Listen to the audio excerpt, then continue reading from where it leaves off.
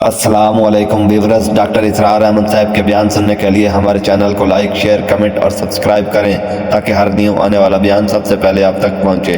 شکریہ۔ یا ایھا الناس، اے لوگو، قد جاءتکم موعظۃ من ربکم وشفاء لما فی الصدور وہدی ورحمۃ للمؤمنین۔ 4 الفاظ نوٹ کر لیجئے۔ اے لوگو، آ گئی ہے تمہارے پاس وہ چیز تمہارے رب کی طرف سے جو موعظہ ہے۔ موعظہ کسے کہتے ہیں؟ نصیحت۔ اس بات کو ذرا سمجھ لیجیے۔ پشمینہ پوش حال مست، الشراب نغمہ قوال مست۔ لیکن یہ کہ اس کی محفل میں درنمی سازت بقرآن محفل۔ اب امتثال امر میں حضرت عبداللہ ابن مسعود رضی اللہ تعالیٰ عنہ نے سورہ نساء پڑھنی شروع کی۔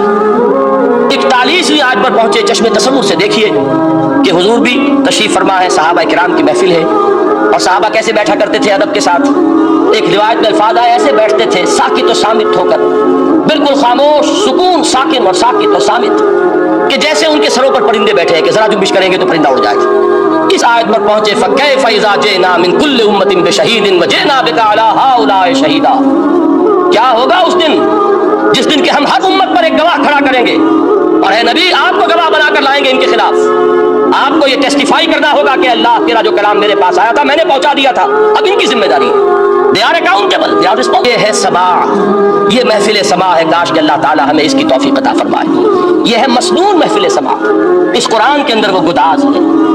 آیا کہ نہیں 7ویں پارے کے بالکل آغاز میں، وَإِذَا سَمِعُوا مَا أُنزِلَ إِلَى الرَّسُولِ تَرَىٰ أَعْيُنَهُمْ تَفِيضُ مِنَ الدَّمْعِ مِمَّا عَرَفُوا مِنَ الْحَقِّ يَقُولُونَ رَبَّنَا۔ ہمیں جو روگ ہیں، حب دنیا، حب مال، حب شہرت، حب اقتدار، جس کو کہ ایڈلر کہتا ہے دی ارج ٹو ڈومینیٹ، میں میرا غلبہ ہو، میرا تسلط ہو، میں نما، یہ چیزیں ہیں اصل روگ۔ ان دلوں کے روگوں کا اور سینوں کے اندر کے امراض کا علاج قرآن۔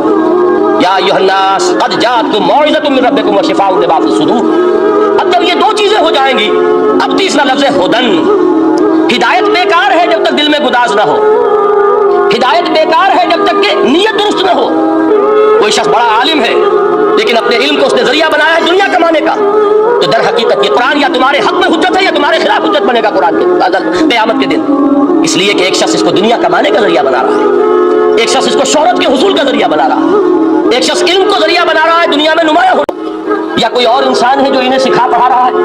اگر تمہیں اس نوعیت کا کوئی شک ہے تو اس جیسی ایک صورت بنا لاؤ، فاتو بسورۃ من مثلہ۔ اور نوٹ کیجئے گا، سورۃ العصر بھی صورت ہے، سورۃ الکوثر بھی صورت ہے۔ 3 آیات بھی اگر ایسی تم تصنیف کر کے لے آؤ تب تو تمہیں کچھ شک کرنے کا نہیں کر سکو گے۔ ذرا چیلنج کا انداز دیکھیے کہ ہرگز نہیں کر سکو گے۔ فاتقوا النار التی وقودها الناس والحجارہ، ڈرو اس آگ سے جس کا ایندھن بنیں گے انسان اور پتھر۔ اب اس بات کو سمجھیے کہ تاریخی حقیقت ہے یہ، جس کا کوئی کافر انکار نہیں کر سکتا، کہ وہ کوئی شخص اس چیلنج کو قبول کرنے کی جرات نہیں کر سکا۔ اگر جھوٹ موٹ کو بھی کوئی کھڑا ہو جاتا، جب ان کے منہ بند ہو گئے قرآن کو سننے کے بعد کہ اس کلام کا کوئی مقابلہ ممکن نہیں ہے، جو ان کے سبع معلقہ کے شعراء میں سے آخری شاعر وہ ایمان لے آئے، اس کے بعد جب ان سے کہا گیا کہ اب آپ شعر نہیں کہتے، حضرت عمر نے ایک مرتبہ ان سے سوال کیا، کیا بات ہے اب آپ نے شعر کہنے چھوڑ دیے؟ تو ان کا جواب یہ تھا، اب بعد القرآن، کیا قرآن کے بعد بھی اس کا امکان ہے کہ کوئی شخص اپنی فصاحت اور بلاغت کا کوئی اظہار کرنا چاہے؟ یہ تو فصاحت اور بلاغت کی ایک معراج ہے کہ جس تک کہ اب کسی انسان کی رسائی ممکن نہیں۔ تو فصاحت اور بلاغت جو ہے قرآن کے، اس کی ادبیت، در حقیقت اس کا ادراک تو ہو سکتا ہے صرف اہل زبان ہی۔ وہ فیل ہم جو عجمی لوگ ہیں جن کی مادری زبان عربی نہیں ہے، وہ قرآن مجید کی فصاحت اور بلاغت کو اس طور سے نہیں سمجھ سکتے جیسے کہ اہل زبان سمجھ سکتے ہیں، اور خاص طور پر جیسے کہ اس زمانے کے اہل زبان نے سمجھا۔ آج چونکہ عربی زبان ویسے تو جو اس کی فصیح لینگویج ہے، وہ جو کہ تو اپنی اصل پر قائم ہے، وہ اسی قرآن کے طفیل اور قرآن کے صدقے قائم، ورنہ دنیا میں کوئی دوسری زبان نہیں ہے کہ جو 1500 برس تک اتنی پیور رہ جائے، اس میں تبدیلی آتی ہے۔ خود اردو جو ہے 300 برس کی اردو، دکن کی اردو، ذرا اس کو کبھی پڑھیے تو آپ حیران ہوں گے کہ یہ اردو زبان ہے اور آج کی اردو کوئی اور ہے۔ یہ صرف 200-250 برس کے اندر یہ انقلاب اردو میں ہو چکا ہے۔ عربی زبان 1500 برس سے وہ قائم ہے اپنی اسی جگہ پر، اور وہ صرف قرآن کا اعجاز اور قرآن کا صدقہ۔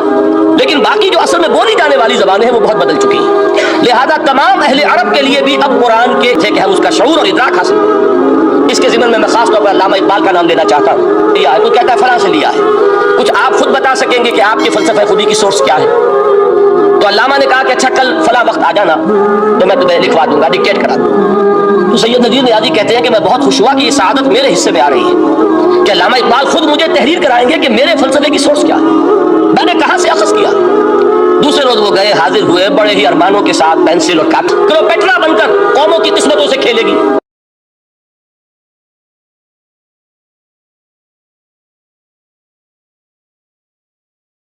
دین کے حقوق اور فرائض، اس میں صحیح ترین ایکویشن ہے کیا؟ اسی طریقے سے فرد اور اجتماع، فرد اور ریاست، یا تو یہ کہ انسان کی انفرادی آزادی اتنی جا رہی ہے، مادر پدر آزاد، جس کا مظہر یہ ہے کہ آج انگلستان میں 2 مرد بھی میاں اور بیوی کی حیثیت سے رہ سکتے ہیں، قانون تسلیم کرے گا ہسبینڈ اینڈ وائف، ان کو وہی حقوق حاصل ہو، یہ ہے وہ آزادی۔ اور یا پھر یہ ہے کہ جو روس میں ہے یا دوسرے ممالک میں ہے کہ آزادی بالکل ختم، اور معلوم ہوا کہ ٹوٹلیٹیرین سوسائٹی، مستبدانہ نظام، آجاز خونے رگے مزدور سازت لالے نام از جفائے، جس میں کہ انسان کسی سرمایہ دار کی رعیت بن کر نہ رہ جائے۔ بدقسمتی سے اکثر و بیشتر مسلمان ممالک کا حال یہی ہے۔ آج ہم ان سے بھیک مانگ رہے ہیں، کہیں جمہوریت کی بھیک ہے، کہیں سوشلزم کی بھیک ہے، کہیں کسی اور سماجی نظام کی بھیک ہے، کہیں مرد اور عورت کی کامل مساوات کا ایک نظریہ ہے، شانہ بشانہ چلنے والا فلسفہ ہے، جو خالص مغرب کی تہذیب کی ایک بھیک ہے جو مانگی جا رہی ہے۔ کاش کہ آج قرآن کے اس اصل اعجاز کی طرف، جو اس کا اصل معجزہ اس دور کے لیے، میں نے عرض کیا کہ اعجاز قرآنی کا وہ معجزہ کہ وہ فصاحت اور بلاغت کی معراج ہے، وہ یا تو اپریشیٹ کر سکتے ہیں اہل عرب، اور اہل عرب میں سے بھی حقیقت میں وہ جو قدیم جاہلی شاعری کے جاننے والے ہیں جو بہت کم رہ گئے اب، وہ جان سکتے ہیں کہ جب قرآن نازل ہوا تو کیوں زبانیں گنگ ہو گئی تھیں۔ لیکن خطبہ حجۃ الوداع کے وہ جملے جو ہے تاریخی، پورے کے پورے اس نے کوٹ کیے، لا فضل لعربی علی عجمی ولا لعجمی علی عربی ولا لاحمر علی اسود ولا لاسود علی احمر الا بالتقوی، کسی کالے کو کسی گورے پر کوئی فضیلت نہیں سوائے تقوی کے۔ تم سب کے سب آدم کی اولاد ہو اور آدم مٹی سے بنائے گئے تھے۔ یہ الفاظ لکھ کر کہتا ہے کہ جہاں تک human fraternity, equality and freedom, 3 الفاظ نوٹ کیجئے، انسانی حریت، انسانی مساوات، انسانی اخوت، کہتا ہے جہاں تک ان 3 چیزوں کے وہ پنچ کر رہی ہے اسے پتا ہے کہ یہ ہے کیا، کس اعتبار سے ہمارا معاملہ لگا ہے، لیکن دنیا کو وہ بہت خوبصورت اور بہت ہی اعلیٰ اور بہت ہی اونچی شخصیت ایک نظر آتی ہے۔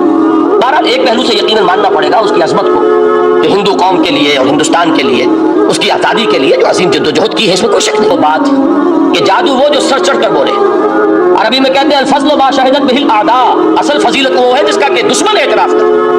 مہاتما گاندھی اگر اعتراف کر رہا ہے کہ تاریخ انسانی کی عظیم ترین شخصیت ہے حکومت کی سطح پر وہ ابو بکر اور عمر ہیں، تو ابو بکر اور عمر کس درخت کے پھل ہیں؟ وہ شجرہ طیبہ، شجرہ نبوت ہے کہ جس کے پھل ہیں ابو بکر اور عمر، جن کو تربیت دی ہے محمد صلی اللہ علیہ وسلم۔ تو معلوم ہوا کہ یہ چیزیں وہ ہیں کہ جس کا لوہا آج دنیا مان رہی ہے، لہذا ہمیں قرآن مجید کے اعجاز کے پہلو سے ان اعتبارات سے خود بھی توجہ کرنی چاہیے اور دنیا کو بھی ادھر متوجہ کرنا چاہیے۔ اب میں تبرکاً 3 مقامات سے میں نے آیات پڑھی ہیں، قرآن مجید کی عظمت کا وہ ادراک اور شعور جو ہمیں ہو سکتا ہے۔ ہم وہ کہ جو قرآن کو مانتے ہیں، عام آدمی کو کیا پتا، اس کے ہاتھ میں اگر کوئی آپ ہیرا رکھ دیں، وہ سمجھے شاید کوئی کانچ کا ٹکڑا، اسے اس کے اندر کوئی فرق محسوس نہیں ہوگا۔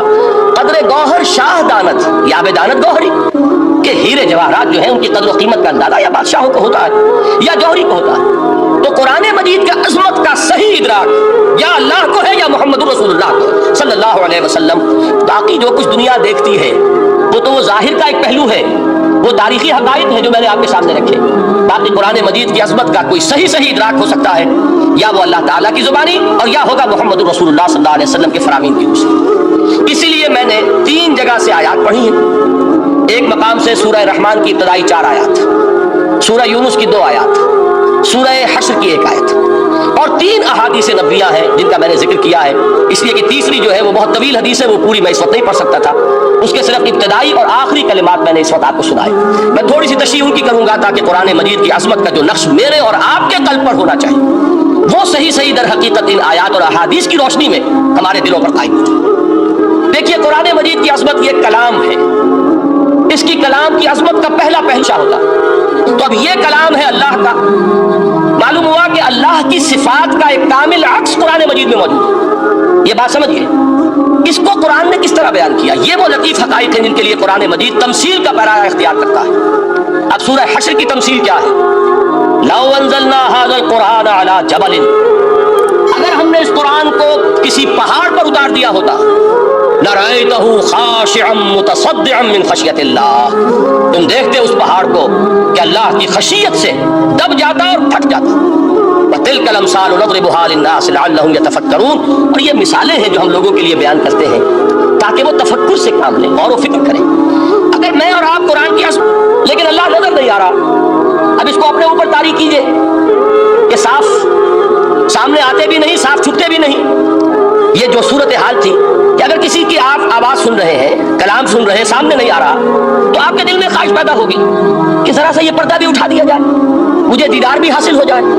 लिहाजा सूरह आराफ में है जब कई बार ये शर्फ हम कलामी हासिल हुआ अल्लाह से, तो हजरत मूसा अलैहिस्सलाम ने बड़ी हिम्मत से काम लिया, बड़ी जुरत की दरखास्त कर दी, रब्बे अरेनी अंजुर इलैक, ये जो पर्दा बीच में हाइल किया हुआ है परवरदिगार, तू मेरा शौक देख, मेरा इश्तियाक देख, तो मुझे जरा दीदार भी अता हो जाए। उस पर क्या बात कही गई, लन तरानी, मूसा तुम मुझे हरगिज नहीं देख सकते, तुम इस जसद ज़ाहिरी के साथ, इस जसद मादी के साथ, इन उनसरी आंखों से मेरा दीदार नहीं कर सकते। वलाकिन उनसुर इल जबल, देखो हम तुम्हें तजल्ली को झेल जाए, तहम्मुल कर ले, तो तुम भी सोचना कि शायद हमें देख सको। देखिए बराह रास्त तजल्ली मूसा पर नहीं है, ये इनडायरेक्ट मुशाहदा है तजल्ली रब्बानी का, कि जो पहाड़ पर हुई है और पहाड़ की जो कैफियत हुई है उसके मुशाहिदे से हजरत मूसा बेहोश होकर निकले। फसाका सायका मूसा, खर्रा मूसा सायका, ये है वो मिसाल जो यहाँ दी है कुरान के लिए। लौ अंज़लना हाज़ल कुरान अला जबलिन लरायतहु खाशिअन मुतसद्दिअन मिन खशियतिल्लाह। नतीजा क्या निकला? इन्फर कीजिए, इस्तिदलाल, इस्तिंताज। नतीजा ये निकला कि जो तासीर तजल्ली ज़ात रब्बानी की है वही तासीर कलाम रब्बानी की है, सिर्फ ये है कि हमें उसका शऊर नहीं, हमें उसे बिनहाओ हम पैदास्तु जिंदो पाइंदो गोयास्तु। ये तो जैसे अल्लाह ताला की जात है, मिसले हक, जात हक सुब्हानहु व तआला की तरह ये जिंदा है, पाइंद, उसका सबसे ज्यादा शऊर रखने वाले भी अल्लामा इकबाल। ये अल्फाज आपको कहीं नहीं मिल सकेंगे कि मिसले हक बिनहाओ हम पैदास्तु जिंदो पाइंदो गोयास्तु, चूं बचा दर्रफ्त जहां दीगर शवत, जहां चू दीगर शुद्ध जहां दीगर शवत। जब ये इंसानों के अंदर सरायत कर जाता है, उनके अंदर एक इनकलाब आ जाता है, और ये अंदर का इनकलाब है जो एक आलमी इनकलाब का पेश खैमा बनता है। आप ऑर्डिनेंस के जरिए से नमाजें पढ़वाएंगे तो फिर नमाज वही पढ़ी जाएगी जो ऑफिस टाइम में आएगी, बाकी और क्यों पढ़ेंगे? वो तो ऑर्डिनेंस के जरिए से पढ़ाई जा रही है, उसका हशर तो वो होगा जो हमारे यहाँ देखा जा चुका है, और उस वक्त भी उस अस्सलाम वालेकुम व्यूअर्स, डॉक्टर इसरार अहमद साहब के बयान सुनने के लिए हमारे चैनल को लाइक, शेयर, कमेंट और सब्सक्राइब करें ताकि हर न्यू आने वाला बयान सबसे पहले आप तक पहुंचे। शुक्रिया।